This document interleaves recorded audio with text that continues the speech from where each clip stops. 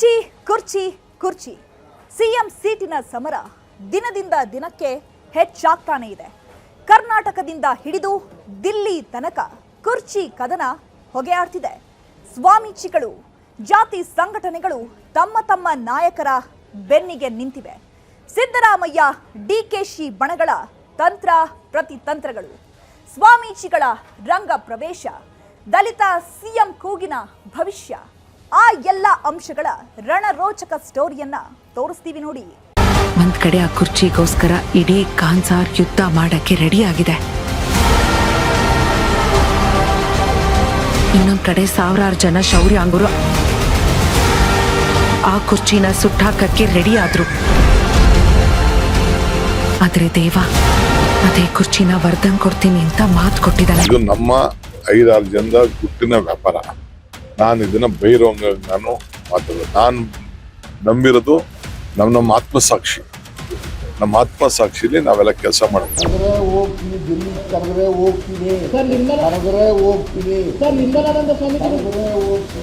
ನಾವು ಇಷ್ಟು ದೊಡ್ಡ ಸ್ಥಾನದಲ್ಲಿ ನಾವು ಕೂತಿರ್ತೀವಿ. ಅಲ್ಟಿಮೇಟ್ಲಿ ನಾನು ಈಗ ನಮ್ಮ ಕೊನೆಗೆ ಹೇಳ್ತಾ ಇದ್ದೆ, world power is world power ಅಂತ. ಏನೊಂದು ಮಾತು ಕೊಡ್ತೇವೆ, ಮಾತು ಉಳಿಸ್ಕೊಳ್ತೀವಿ, ಮಾತು ಆಡ್ತೀವಿ, ಅದೇ ವಿಶ್ವದಲ್ಲೇ ಒಂದು ಪವರ್ ಅದು. 2.5 ವರ್ಷ ಆಯಿತು. ನೆಕ್ಸ್ಟ್ 2.5 ವರ್ಷ ಆಕೆ ಏನು ಹೊಸ ರೂಪ ಕೊಡಬೇಕು ಈ ರಾಜ್ಯಕ್ಕೆ ಅನ್ನೋದು ನಮ್ದೆಲ್ಲರೂ ಕೂಡ ಅವರವ್ರ ಅಭಿಪ್ರಾಯಗಳನ್ನು ನಾವೆಲ್ಲ ಅದ್ರ ಬಗ್ಗೆ ಚರ್ಚೆ ಮಾಡ್ತಾ ಇದ್ದೇವೆ. ಹೈಕಮಾಂಡ್ ತೀರ್ಮಾನ ಮಾಡಿದ್ರೆ ಏನು ಅದನ್ನೇ ಮುಂದುವರಿಸಿ ಅಂತಂದ್ರೆ ಮುಂದುವರಿತೀವಿ. ಇದು ನಮ್ಮ 5-6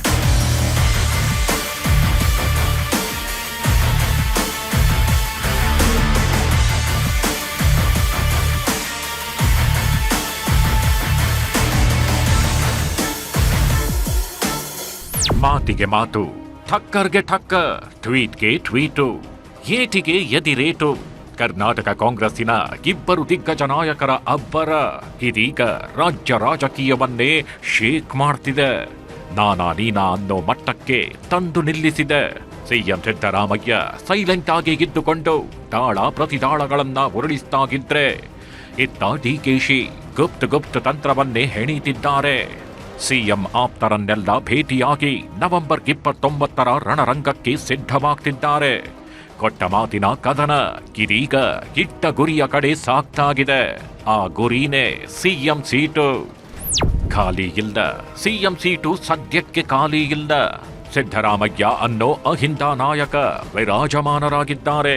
100 ಶಾಸಕರ ಬೆಂಬಲ ಪಡೆದುಕೊಂಡು ಹಳ್ಳಿಯಿಂದ ದಿಲ್ಲಿ ತನಕ ಕಂಟ್ರೋಲ್ ಇಟ್ಕೊಂಡು ಸಿಎಂ ಪಟ್ಟದ ಮೇಲೆ 2ನೇ ಸಲ ಕೂತಿರೋ ಸಿದ್ದರಾಮಯ್ಯ ಕುರ್ಚಿಯನ್ನ ಬಿಟ್ಟು ಇಳಿಯೋ ಲಕ್ಷಣಗಳು ಕಾಣ್ತಿಲ್ಲ. ಏನೇ ತೀರ್ಮಾನ ಮಾಡೋದಿದ್ರು ಹೈಕಮಾಂಡೇ ಮಾಡುತ್ತೆ.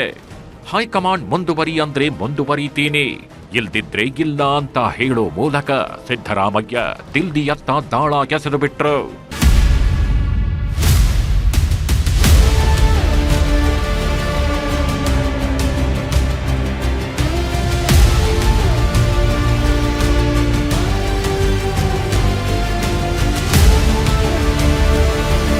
ಹೈಕಮಾಂಡ್ ತೀರ್ಮಾನ ಮಾಡಿದ್ರೆ ಏನು ಅದನ್ನೇ ಮುಂದುವರಿಸಿ ಅಂತಂದ್ರೆ ಮುಂದುವರಿತೀವಿ.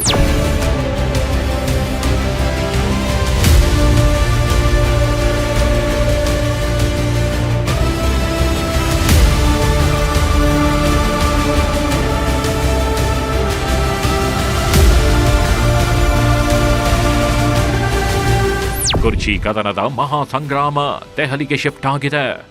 ಸಿಎಂ ಸಿದ್ದು, ಡಿಸಿಎಂ ಡಿಕೆಶಿ ನಡುವಿನ ಅಧಿಕಾರದ ಕದನ ಇದೀಗ ಅಂತಿಮ ಹಂತಕ್ಕೆ ತಲುಪಿದೆ. ರಾಹುಲ್ ಗಾಂಧಿ, ಮಲ್ಲಿಕಾರ್ಜುನ ಖರ್ಗೆ ನೇತೃತ್ವದ ಸಭೆಯಲ್ಲಿ ಡಿಸಿಎಂ ಡಿಕೆಶಿಗೆ ಸಿಹಿನೋ ಕಹಿನೋ ಅನ್ನೋ ಪ್ರಶ್ನೆ ಇದೀಗ ಎಲ್ಲರ ಕುತೂಹಲ ಕೆರಳಿಸ್ತಿದೆ. 29ಕ್ಕೆ ದಿಲ್ಲಿಗೆ ಹೋಗೋಕೆ ರೆಡಿಯಾಗಿರೋ ಡಿಸಿಎಂ ಡಿಕೆಶಿ ಮತ್ತು ಸಿಎಂ ಸಿದ್ದರಾಮಯ್ಯ ದಿಲ್ಲಿಯಿಂದ ಪುಲಾವ್ ಬರ್ಲಿ ಅಂತ ಕಾಯ್ತಾಗಿದ್ದಾರೆ.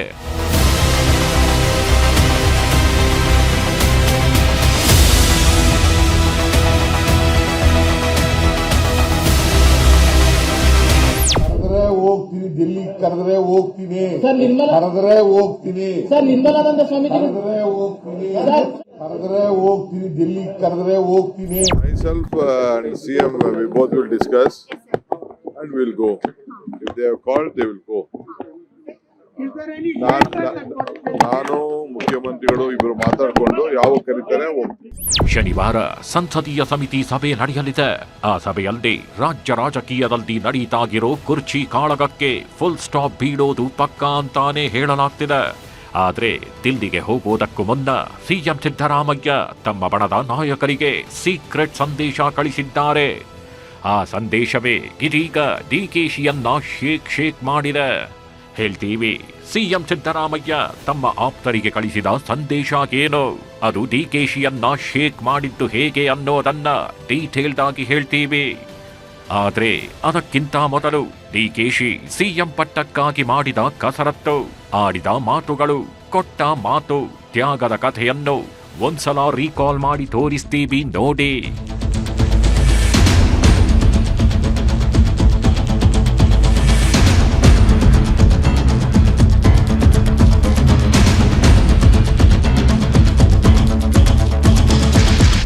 ಎಸ್, ಡಿಕೆಶಿ ದಿನದಿಂದ ದಿನಕ್ಕೆ ತಮ್ಮದೇ ಆದ ಹೊಸ ದಾಳವನ್ನ ಉರುಳಿಸ್ತಾನೇ ಇದ್ದಾರೆ.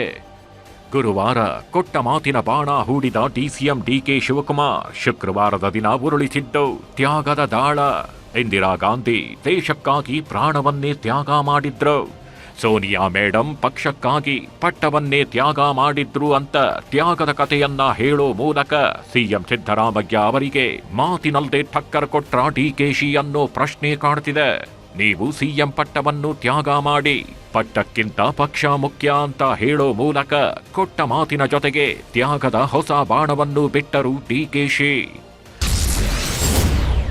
ಸಿದ್ದರಾಮಯ್ಯ ವರ್ಸಸ್ ಡಿಕೆಶಿ ಗದ್ದುಗೆ ಗುದ್ದಾಟ ಜೋರು.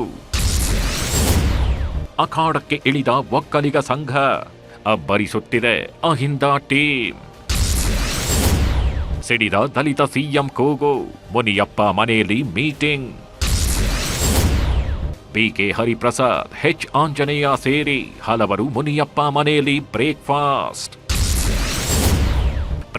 ಮೀಟಿಂಗ್ನಲ್ಲಿ ಆಗಿದ್ದೇನು, ದಲಿತ ನಾಯಕರ ದಾಳ ಹೇಗಿದೆ ಗೊತ್ತಾ?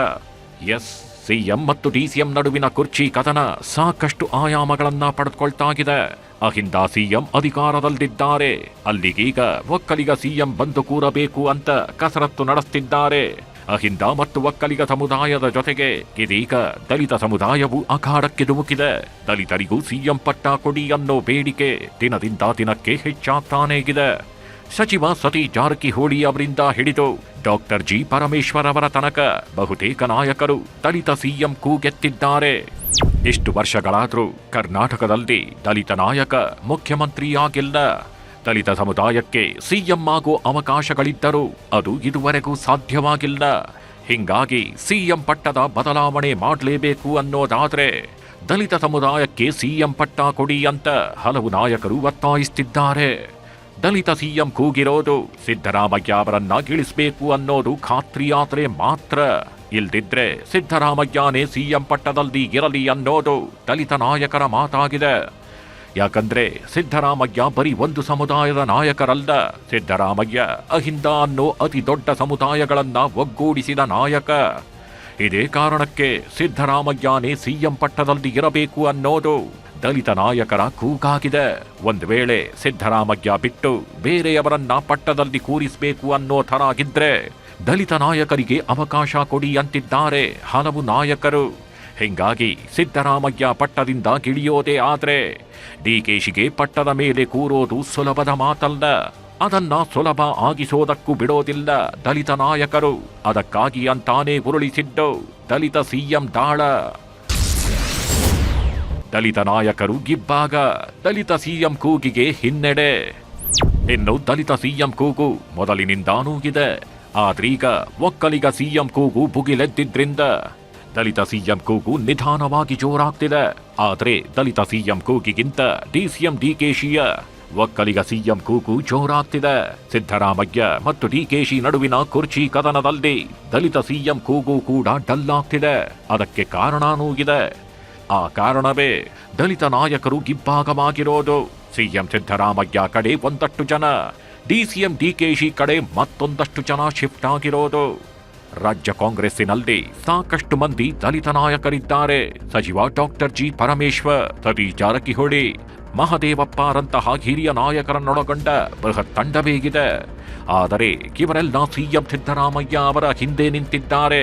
ನಯನ ಮೋಟಮ್ಮ, ಎಸಿ ಶ್ರೀನಿವಾಸ್, ಡಿ ಶಿವಣ್ಣ ಸೇರಿದಂತೆ ಇನ್ನುಳಿದ ಕೆಲವು ದಲಿತ ನಾಯಕರು ಡಿಕೆಶಿ ಪರವಾಗಿದ್ದಾರೆ. ಈ ತರ ದಲಿತ ನಾಯಕರೇ ಇಬ್ಬಾಗವಾಗಿದ್ದು ದಲಿತ ಸಿಎಂ ಕೂಗು ಕುಗ್ಗುವಂತೆ ಮಾಡಿದೆ. ಸಿಎಂ ಸಿದ್ದರಾಮಯ್ಯ ಜೊತೆಗಿರೋ ದಲಿತ ಲೀಡರ್ಸ್ ತುಂಬಾನೇ ಸೀನಿಯರ್ಸ್ ಆಗಿದ್ದಾರೆ. ಅವರಲ್ಲಿ ಸಚಿವರಾದ doctor G Parameshwar, Satish Jarkiholi, Mahadevappa, R B. Timmapur, Shivaraj Tangadagi, ಮಳವಳ್ಳಿಯ ನರೇಂದ್ರ ಸ್ವಾಮಿ, ಪಾವಗಡದ ವೆಂಕಟೇಶ್, ಬಂಗಾರಪೇಟೆಯ ನಾರಾಯಣಸ್ವಾಮಿ, ಕೊಳ್ಳೇಗಾಲದ ಎ.ಆರ್. ಕೃಷ್ಣಮೂರ್ತಿ, ಹಾವೇರಿಯ ರುದ್ರಪ್ಪ ಲಮಾಣಿ, ಮಾಯಕೊಂಡದ ಕೆ.ಎಸ್. ಬಸವರಾಜು, ಕಾಗವಾಡದ ರಾಜು ಕಾಗೆ, ಇನ್ನು ಕೋಲಾರದ ಕೊತ್ತೂರು ಮಂಜುನಾ ಇವರೆಲ್ಲ ಸಿಎಂ ಸಿದ್ದರಾಮಯ್ಯ ಪರವಿದ್ದಾರೆ ಅಂತ ಹೇಳಲಾಗ್ತಿದೆ. ಇನ್ನು ಡಿಸಿಎಂ ಡಿಕೆಶಿ ಬಣದಲ್ಲಿ ಯಾರೆಲ್ಲಾಗಿದ್ದಾರೆ ಅಂತ ನೋಡೋದಾದ್ರೆ ಮೂಡಿಗೆರೆಯ ನಯನ ಮೋಟಮ್ಮ, ಪುಲಕೇಶಿ ನಗರದ ಎಸಿ ಶ್ರೀನಿವಾಸ್, ಆನೇಕಲ್ನ ಬಿ ಶಿವಣ್ಣ, ನೆಲಮಂಗಲದ ಎನ್ ಶ್ರೀನಿವಾಸ್, ಕುಡುಚಿಯ ಮಹೇಂದ್ರ ತಮ್ಮಣ್ಣನವ ಇವರೆಲ್ಲ ಡಿಕೆಶಿ ಪರವಿದ್ದಾರೆ.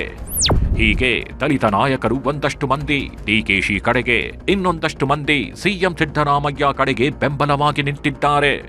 ಹಿಂಗಾಗಿ ದಲಿತ ಸಿಎಂ ಕೂಗು ಸ್ವಲ್ಪ ಮಟ್ಟಿಗೆ ಕುಗ್ಗಿದಂತೆ ಕಾಣ್ತಿದೆ. ಆದ್ರೆ ಬಹುತೇಕ ದಲಿತ ನಾಯಕರು, ಸೀನಿಯರ್ ಲೀಡರ್ಗಳು ಸಿಎಂ ಸಿದ್ದರಾಮಯ್ಯ ಅವರ ಬೆನ್ನಿಗೆ ನಿಂತಿದ್ದಾರೆ. ಹಿಂಗಾಗಿ ದಲಿತ ಸಮುದಾಯವು ಸಿದ್ದರಾಮಯ್ಯ ಅವರನ್ನ ಸಿಎಂ ಪಟ್ಟದಿಂದ ಇಳಿಸೋದಕ್ಕೆ ವಿರೋಧ ಆಗಿದೆ. ಸಿದ್ದರಾಮಯ್ಯ ಅವರನ್ನ ಪಟ್ಟದಿಂದ ಇಳಿಸಬಾರದು ಅಂತಾನೆ ದಲಿತ ನಾಯಕರು ಒಗ್ಗೂಡಿ ಮಾಸ್ಟರ್ ಪ್ಲಾನ್ ಒಂದನ್ನ ಮಾಡಿದ್ದಾರೆ. ಕೆಎಚ್ ಮುನಿಯಪ್ಪ ನಿವಾಸಕ್ಕೆ ಬಿಕೆ ಹರಿಪ್ರಸಾದ್ ಬಂದಿದ್ದೇಕೆ? ಎಚ್ ಆಂಜನೇಯ, ಬಿಎನ್ ಚಂದ್ರಪ್ಪ, ಮುನಿಯಪ್ಪ ಮನೆಯಲ್ಲಿ ನಿಗೂಢ ಚರ್ಚೆ. ಇನ್ನು ಕರ್ನಾಟಕದಲ್ಲೀಗ ದಲಿತ ಸಿಎಂ ಕೂಗಿಗಿಂತ ಸಿದ್ದರಾಮಯ್ಯ ಮತ್ತು ಡಿಕೆ ಶಿವಕುಮಾರ್ ನಡುವಿನ ಸಿಎಂ ಪಟ್ಟದ ಫೈಟೇ ಜೋರಾಗಿದೆ. ಪರಿಸ್ಥಿತಿ ಹಿಂಗಿರಬೇಕಾದ್ರೇನೆ ಬಿಕೆ ಹರಿಪ್ರಸಾದ್ ಮುನಿಯಪ್ಪ ಅವರನ್ನ ಭೇಟಿ ಮಾಡಿದ್ದಾರೆ. ಮಾಜಿ ಸಚಿವ ಕೆಎಚ್ ಮುನಿಯಪ್ಪ ಅವರ ಮನೆಯಲ್ಲಿ ಎಚ್ ಆಂಜನೇಯ, ಬಿಎನ್ ಚಂದ್ರಪ್ಪ ಸೇರಿದಂತೆ ಕಾಂಗ್ರೆಸ್ಸಿನ ಪ್ರಬಲ ನಾಯಕರನ್ನು ಒಗ್ಗೂಡಿಸಿ ಅಹಿಂದ ಶಕ್ತಿ ಒಗ್ಗೂಡಿಸುವ ಬಗ್ಗೆ ಚರ್ಚೆ ನಡೆಸಿದ್ದಾರೆ. ಸಿದ್ದರಾಮಯ್ಯ ಅಹಿಂದ ನಾಯಕ. ಇಂಥ ಸಂದರ್ಭದಲ್ಲಿ ನಾವೆಲ್ಲ ಒಗ್ಗಟ್ಟಾಗಿರಬೇಕು. ಅಹಿಂದ ನಾಯಕರು ಒಂದಾಗಿ ಸಿದ್ದರಾಮಯ್ಯ ಬೆನ್ನಿಗೆ ನಿಲ್ಲಬೇಕು ಅಂತ ಮಾತುಕತೆ ನಡೆಸಿದ್ದಾರೆ. ಆ ಮೂಲಕ ಅಹಿಂದ ನಾಯಕರನ್ನ ಒಗ್ಗೂಡಿಸೋದಕ್ಕೆ ನಿಗೂಢ ತಂತ್ರಗಳು ನಡೀತಾಗಿವೆ. ಇವರಿಬ್ಬರನ್ನು ಕರೆಸಿ ಅಧ್ಯಕ್ಷರನ್ನ, ಉಪಮುಖ್ಯಮಂತ್ರಿಗಳನ್ನ, ಮುಖ್ಯಮಂತ್ರಿಗಳನ್ನ, ಖರ್ಗೆ ಅವರು ಇಲ್ಲಿನೆಲ್ಲ ವಿದ್ಯಮಾನಗಳು ಗೊತ್ತಿರೋದ್ರಿಂದ ಆದಷ್ಟು ಬೇಗ ಕರೆಸಿ ಗೊಂದಲವನ್ನು ಬಯಸಿ ಮಾಡಿ ಒಳ್ಳೆ ಕಾರ್ಯಕ್ರಮಗಳು ಕೊಟ್ಟಿವಿ, ಗ್ಯಾರಂಟಿ ಯೋಜನೆಗಳು ಕೊಟ್ಟಿವಿ, ಜನಕ್ಕೆ ಎಲ್ಲ ಸೌಲಭ್ಯಗಳು ಕೊಟ್ಟಿದ್ದೀವಿ. ಆದರೆ ರಾಜಕೀಯವಾಗಿ ಗೊಂದಲವನ್ನು ನಿವಾರಣೆ ಮಾಡೋದಕ್ಕೆ ನಾವೀಗಾಗಲೇ ನಾನು ಡೆಲ್ಲಿಗೆ ಹೋದಾಗ ಕೂಡ ಮಾನ್ಯ ACC ಅಧ್ಯಕ್ಷರಿಗೆ ಹೇಳಿ ಬಂದಿದ್ದೀನಿ. ಆದಷ್ಟು ಬೇಗ ಕೇಂದ್ರದಲ್ಲಿ ನಾಯಕತ್ವ ಇವ್ರನ್ನ ಕರೆಸಿ ಮಾತಾಡಿ ಬಗೆಹರಿಸಬೇಕಾಗುತ್ತೆ. ಯಾಕಂದರೆ ಕೇವಲ 140 ಜನ ಶಾಸಕರು ಮಾತ್ರ ಕಾಂಗ್ರೆಸ್ ಪಕ್ಷವನ್ನು ತಂದಿರತಕ್ಕಂಥದ್ದಲ್ಲ. ಹೋದ ಬಾರಿ ಭಾರತೀಯ ಜನತಾ ಪಾರ್ಟಿ, ನರೇಂದ್ರ ಮೋದಿ, ಅಮಿತ್ ಶಾ, RSS ವಿರುದ್ಧ ಎಲ್ಲ ಸಿವಿಲ್ ಸೊಸೈಟಿಯವರು ಮತ್ತು ಕಾಂಗ್ರೆಸ್ಸೇತರ ಜನಸಾಮಾನ್ಯರು ಬಿಜೆಪಿಯ ವಿರುದ್ಧ ಕಾಂಗ್ರೆಸ್ನ ಗೆಲ್ಲಿಸಬೇಕು ಅಂತ ಗೆಲ್ಲಿಸಿದ್ದಾರೆ. ಅವ್ರಿಗೆ ನೋವಾಗದ ರೀತಿಯಲ್ಲಿ ನಾವು ನಡ್ಕೊಳ್ಬೇಕಾಗುತ್ತೆ. ಸಮಯದ ಪ್ರಜ್ಞೆ ಹೈಕಮಾಂಡಿಗೆ ಇದೆ. ಸಂದರ್ಭ ಸನ್ನಿವೇಶ ನೋಡ್ಕೊಂಡು ಅವ್ರು ಕರೀತಾರೆ. ಇದೇನು ಹೊಸದ ಹೇಳಿ? 130 ವರ್ಷದಿಂದ ನಮ್ಮ ಪಕ್ಷ ನಡ್ಕೊಂಡು ಬಂದಿದೆ. ಯಾವಾಗ ಏನು ಮಾಡಬೇಕು, ಯಾವಾಗ ಎಲ್ಲಿ ಇಂಟರ್ವೆನ್ಷನ್ ಮಾಡಬೇಕು ಮಾಡ್ತಾರೆ. How do you know? That is exactly what even I am asking. CM does not know, DCM does not know, PCC president does not know, me as a cabinet minister does not know. How do you know? Is there a delay, sir, on behalf of the High Command in deciding? They will intervene at the right time when it is necessary. Unnecessary speculation is not necessary. Satish ಪರಂ, ರಾಜಣ್ಣ ಮತ್ತೊಂದು ರಣತಂತ್ರ. ಇನ್ನು CM Siddaramaiah ಬೆನ್ನಿಗೆ ಇಡೀ Ahinda ಸಮುದಾಯಗಳೇ ನಿಂತುಕೊಂಡಿದ್ದು. BK Hariprasad ಮತ್ತು K H Muniyappa ಅವರು ತಮ್ಮೊಳಗಿನ ಸಣ್ಣ ಪುಟ್ಟ ಮುನಿಸನ್ನ ಬದಿಗಿಟ್ಟು ಸಿದ್ದರಾಮಯ್ಯರನ್ನ ಬೆಂಬಲಿಸೋದಕ್ಕೆ ಸಜ್ಜಾಗಿ ನಿಂತಿದ್ದಾರೆ. ಇದರ ಜೊತೆಗೆ ಸಚಿವ Satish Jarkiholi, doctor G Parameshwar, KN Rajanna ಸೇರಿದಂತೆ ಹಲವು ನಾಯಕರು ತಮ್ಮದೇ ಆದ ದಾಳ ಉರುಳಿಸುತ್ತಿದ್ದಾರೆ. ಸಿಎಂ ಸಿದ್ದರಾಮಯ್ಯ ಅವರನ್ನ ಕುರ್ಚಿಯಿಂದ ಕೆಳಗೆ ಇಳಿಸಬಾರದು ಅಂತ ಹಠಕ್ಕೆ ಬಿದ್ದಿರುವಂತೆ ರಣತಂತ್ರ ಹೂಡ್ತಿದ್ದಾರೆ. ಆ ಮೂಲಕ ಅತ್ತ ಸತೀಶ್ ಜಾರಕಿಹೊಳಿ ಟೀಮು, ಇತ್ತ ಬಿಕೆ ಹರಿಪ್ರಸಾದ್ ಟೀಮು, ಹೀಗೆ ದಲಿತ ನಾಯಕರ ಟೀಮು ಒಳಗೊಳಗೆ ಒಗ್ಗಟ್ಟಾಗಿ ರಾಜ್ಯ ರಾಜಕೀಯದ ಮಜ್ಜಲನ್ನೇ ಬದಲಿಸೋದಕ್ಕೆ ಕಟಿಬದ್ಧವಾಗಿ ನಿಂತಂತೆ ಕಾಣ್ತಿದೆ. ಇದು ಸಿಎಂ ಸಿದ್ದರಾಮಯ್ಯ ಪಾಲಿಗೆ ಖುಷಿಯ ವಿಚಾರವೇ ಆಗಿದ್ದರೂ ಡಿಕೆಶಿಗೆ ಕಠಿಣ ಪರಿಸ್ಥಿತಿ ಎಂಬಂತಿದೆ. ಒಕ್ಕಲಿಗ ಸ್ವಾಮೀಜಿಗಳು ಡಿಕೆಶಿ ಬೆನ್ನಿಗೆ ನಿಂತಿದ್ದಾರೆ. ಕೊಟ್ಟ ಮಾತಿನಂತೆ ಡಿಕೆಶಿಗೆ ಪಟ್ಟ ಬಿಟ್ಟು ಕೊಡಬೇಕು ಅಂತಿದ್ದಾರೆ. ಆದರೆ ಕುರುಬ ಸ್ವಾಮೀಜಿಗಳು ಸಿಎಂ ಸಿದ್ದು ಪರ ಬ್ಯಾಟಿಂಗ್ ಮಾಡ್ತಿದ್ದಾರೆ. ಸಿಎಂ ಸೀಟಿನ ವಿಚಾರ ಹೈಕಮಾಂಡ್ ನಿರ್ಧರಿಸತ್ತೆ, ಬೇರೆಯವರು ನಿರ್ಧರಿಸೋದಕ್ಕೆ ಆಗೋದಿಲ್ಲ ಅಂತ ಹೇಳ್ತಿದ್ದಾರೆ. ಆ ಮೂಲಕ ಸ್ವಾಮೀಜಿಗಳು ಅಖಾಡಕ್ಕೆ ಇಳಿದು ಅಬ್ಬರಿಸುತ್ತಿದ್ದಾರೆ. ಎಷ್ಟೋ ನೋವುಗಳನ್ನು ಏಕಾಂಗಿಯಾಗಿ ನಿಂತು ಅದನ್ನು ಸ್ವೀಕರಿಸಿ ಹೋರಾಡುವಂಥದ್ದು ಅಂತೆಲ್ಲ ಸೇವೆಯನ್ನು ಮಾಡಿರ್ತಕ್ಕಂಥ ಡಿ.ಕೆ. ಶಿವಕುಮಾರ್ ಅವರು ಈ ಸಂದರ್ಭದಲ್ಲಿ ಮುಖ್ಯಮಂತ್ರಿಗಳಾಗ್ತಾರೆ ಅಂತಕ್ಕಂಥ ಭಾವನೆ ಎಲ್ಲರಿಗೂ ಕೂಡ ಇದೆ. ಅದೇ ಭಾವನೆ ನಮಗೂ ಕೂಡ ಇದೆ. ಆ ಒಂದು ಭಾವನೆಗೆ ಪೂರಕವಾಗಿ ಅವರ ಹೈಕಮಾಂಡ್ ಕೆಲಸ ಮಾಡುತ್ತೆ ಅಂತ ಒಂದು ಭರವಸೆ ಇದೆ. ಸಂವಿಧಾನದಲ್ಲಿ ಮಠಾಧೀಶರು ಹೇಳಿದ ತಕ್ಷಣ ಮುಖ್ಯಮಂತ್ರಿ ಆಗೋ ಅವಕಾಶ ಇದೆಯಾ? ಮುಖ್ಯಮಂತ್ರಿಗಳನ್ನು ಬದಲಾವಣೆ ಮಾಡುವಂಥದ್ದು, ಮುಖ್ಯಮಂತ್ರಿಗಳನ್ನು ಆಯ್ಕೆ ಮಾಡುವಂಥದ್ದು ಸಂವಿಧಾನಿಕವಾಗಿರ್ತಕ್ಕಂಥದ್ದು ಶಾಸಕರಿಗೆ ಅಧಿಕಾರ. ಹಾಗಾಗಿ ಶಾಸಕರು ಯಾರು ಮುಖ್ಯಮಂತ್ರಿ ಆಗಬೇಕು ಅನ್ನುವಂಥದ್ದು ನಿರ್ಣಯನ ಶಾಸಕರು ತಗೊಳ್ತಾರೆ ಹೊರತು ಯಾವ್ಯಾವ ಸ್ವಾಮಿಗಳು ಮಾಡಲ್ಲ. ಇನ್ನು ಸಿಎಂ ಸಿದ್ದರಾಮಯ್ಯ ಬೆನ್ನಿಗೆ ಅಹಿಂದ ಸಂಘಟನೆ ಬಲವಾಗಿ ನಿಂತುಕೊಂಡಿದೆ. ಕುರುಬರ ಸಂಘವು ಸಿಎಂ ಸಿದ್ದರಾಮಯ್ಯ ಅವರ ಪಟ್ಟವನ್ನ ಗಟ್ಟಿ ಮಾಡೋದಕ್ಕೆ ಯತ್ನಿಸುತ್ತಿದೆ.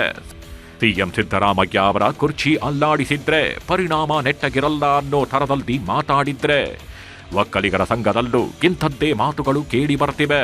ಡಿಕೆಶಿಗೆ ಸಿಎಂ ಪಟ್ಟ ಕೊಡ್ಲಿಲ್ಲ ಅಂದ್ರೆ ಕಾಂಗ್ರೆಸ್ಗೆ ಕಠಿಣ ಪರಿಸ್ಥಿತಿ ಎದುರಾಗಲಿದೆ ಅಂತಲೂ ಎಚ್ಚರಿಸಿದ್ದಾರೆ. ಇಂಥ ಸಂದರ್ಭದಲ್ಲಿ ರಾಜ್ಯದ ಮತ್ತು ದೇಶದಲ್ಲಿ ತಮ್ಮದೇ ಆದಂತಹ ಘನತೆಯನ್ನ, ವ್ಯಕ್ತಿತ್ವವನ್ನ ಹೊಂದಿರುವಂತಹ ಮಾನ್ಯ ಸಿದ್ದರಾಮಯ್ಯನವರ ವಿಷಯವಾಗಿ ಬಹಳ ಎಚ್ಚರಿಕೆಯಿಂದ ತೀರ್ಮಾನವನ್ನ ಕೈಗೊಳ್ಳಬೇಕಾಗಿದೆ. ಅವರ ಗೌರವಕ್ಕೆ ಮತ್ತು ಘನತೆಗೆ, ಅವರ ವ್ಯಕ್ತಿತ್ವಕ್ಕೆ ಚ್ಯುತಿ ಬಂದರೆ ಕರ್ನಾಟಕ ಅಷ್ಟೇ ಅಲ್ಲ, ಅದರ ಪರಿಣಾಮ ಇಡೀ ದೇಶದಲ್ಲೇನೆ ಆಗುವಂತ ಪರಿಸ್ಥಿತಿ ನಿರ್ಮಾಣ ಆಗೈತೆ. ಸಿದ್ದರಾಮಯ್ಯನವರು ಇಳಿಸುವಂತ ವಿಚಾರದಲ್ಲಿ ಯಾರು ಕೈಗೂಡಿಸ್ತಾರೆ ಅವರ ಜೊತೆ ಇದ್ ಮಾಡ್ತಾರೆ, ಅವರಿಗೆ ನಾವು ಒಂದು ಎಚ್ಚರಿಕೆ ಗಂಟೆಯನ್ನ ಬಾರಿಸುವಂತದ್ದು ಅಷ್ಟೇ, ಇನ್ನೇನು ಬೇರೆ ಇಲ್ಲ. ಯಾಕೆ ಅಂತಂದ್ರೆ ಇಂಥ ಜನಪರವಾದ ಮುಖ್ಯಮಂತ್ರಿ ಇವತ್ತು ಈ ನಾಡಿನಲ್ಲಿ ಕಾಂಗ್ರೆಸ್ ಪಕ್ಷದಲ್ಲಿ ಇದ್ದಾರೆ ಅಂದ್ರೆ ಆ ಕಾಂಗ್ರೆಸ್ಗೆ ಕೊಡುಗೆ ಅಲ್ವಾ, ಮುಂದಿನ ದಿನಗಳಲ್ಲಿ ಕಾಂಗ್ರೆಸ್ಗೆ ಭವಿಷ್ಯ ಅಲ್ವಾ. ಅಂತ ಪರಿಸ್ಥಿತಿನಲ್ಲಿ ಅವರನ್ನ ನೀವು ತೆಗಿತೀವಿ ಅನ್ನೋದಾದ್ರೆ ನಮ್ಮ ಏನು ಹಿಂದುಳಿದ ಸಮಾಜದ ಎಲ್ಲ ಮುಖಂಡರುಗಳು ಎಲ್ಲ ಇವರು ಒಂದು ಎಚ್ಚರಿಕೆಯನ್ನ ಕೊಡ್ತೇವೆ. ಮುಂದಿನ ದಿನಗಳಲ್ಲಿ ನೀವು ಕಾಂಗ್ರೆಸ್ಗೆ ಕೆಟ್ಟ ದಿನಗಳು ಬರ್ತವೆ, ಆ ಕಾರಣಕ್ಕಾಗಿ ಯಾವುದೇ ಕಾರಣಕ್ಕೆ ಈ ನಿರ್ಧಾರವನ್ನು ತಗೊಂಡ್ಬಿಡಿಯುತ್ತೆ. ಅಹಿಂದ ವರ್ಗಗಳ ಮುಖ್ಯಮಂತ್ರಿ ಸಿದ್ದರಾಮಯ್ಯನವರು ಅವರನ್ನು ಇಳಿಸಿದ್ದಾದ್ರೆ ಮುಂದೆ ಕಾಂಗ್ರೆಸ್ ರಾಜ್ಯದಲ್ಲಿ ಹುಡುಕಾಡಬೇಕಾಗುತ್ತೆ ಅನ್ನೋ ಸಂದೇಶವನ್ನು ಕಳಿಸ್ತೀವಿ. ಇದನ್ನ ಹೈಕಮಾಂಡ್ಗೆ ಕಳಿಸ್ತೀವಿ. ನಮ್ಮ ಎಲ್ಲ ಅಹಿಂದ ವರ್ಗಗಳನ್ನ ಒಗ್ಗೂಡಿಸಿಕೊಂಡು ಮುಂದಿನ ದಿನಗಳಲ್ಲಿ ಹೋರಾಟಗಳನ್ನು ಮಾಡಬೇಕಾಗ್ತದೆ. ಸಂಘ ಇದನ್ನ ನಿರ್ಣಯ ಮಾಡಿದೆ. ಪಕ್ಷ ಇವತ್ತು ಕಾಂಗ್ರೆಸ್ ಪಕ್ಷದಿಂದ 7.5 ವರ್ಷ ಮುಖ್ಯಮಂತ್ರಿ ಆಗಿದ್ದಾರೆ ಸಿದ್ದರಾಮಯ್ಯನವರು. ಇಡೀ ಸಮಾಜ ಅದಕ್ಕೆ ಹೆಮ್ಮೆ ಪಡುತ್ತದೆ. ನಾವು ಅದ್ರ ಬಗ್ಗೆ ನಾವು ಮಾತಾಡೋದಿಲ್ಲ. ಅದು ಇಳಿಸಿದ್ದಾದ್ರೆ ಮುಂದಿನ ದಿನಗಳಲ್ಲಿ ಅಹಿಂದ ಒಕ್ಕೂಟದಿಂದ ನಾವು ಅದನ್ನ ಏನ್ ಮಾಡಬೇಕು ಅನ್ನೋದನ್ನ ಎಲ್ಲರನ್ನು ಒಗ್ಗೂಡಿಸಿಕೊಂಡು ನಾವು ಅದನ್ನ ನಿರ್ಣಯ ತಗೊಳ್ತೀವಿ. ಇತ್ತ ಡಿಸಿಎಂ ಡಿಕೆಶಿ, ಅತ್ತ ಸಿಎಂ ಸಿದ್ದರಾಮಯ್ಯ ಪಟ್ಟದ ಫೈಟ್ನಲ್ಲಿ ಪೈಪೋಟಿಗೆ ಬಿದ್ದಿದ್ದಾರೆ. ಪಟ್ಟ ಬಿಟ್ಟುಕೊಡೋಕೆ ಸಿಎಂ ಸಿದ್ದರಾಮಯ್ಯ ರೆಡಿ ಇಲ್ಲ. ಡಿಸಿಎಂ ಡಿಕೆಶಿ ಕೂಡ ಪಟ್ಟದ ಫೈಟ್ ಅನ್ನ ಬಿಡೋಕೆ ರೆಡಿ ಇಲ್ಲ. ಹಿಂಗಾಗಿ ಇದೀಗ ಇದೆಲ್ಲವೂ ದಿಲ್ಲಿಗೆ ಮುಟ್ಟಿದೆ. ನವೆಂಬರ್ 29ನೇ ತಾರೀಕು ದಿಲ್ಲಿಯಲ್ಲಿ ಏನಾಗುತ್ತೆ ಅನ್ನೋದನ್ನ ಕಾದು ನೋಡಬೇಕಿದೆ.